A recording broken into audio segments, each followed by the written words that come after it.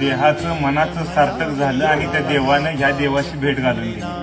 आजपर्यंत अनेक व्हिडिओ केले, परंतु एक पहिला व्हिडिओ जे बनवताना खरंच डोळ्यात पाणी येतंय.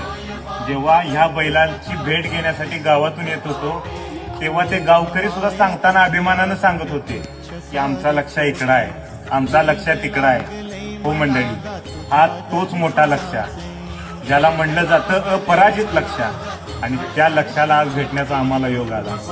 खरंच देवा, आजपर्यंत तुझे आभार मानले नाही, परंतु ह्या देवाच्या चरणी बसून तुझा आभार मानतो की तू ह्या देवाची आज मला गाठ घालून दिलीस. खरंच मंडळी, त्या देवाची भेट होईल का नाही आपल्याला माहित नाही, परंतु ह्याच डोळी याच डोळा जर खरंच देव बघायचा असेल तर नक्की आपल्या या लक्ष्याकडे या आणि त्याची भेट घेऊन जा.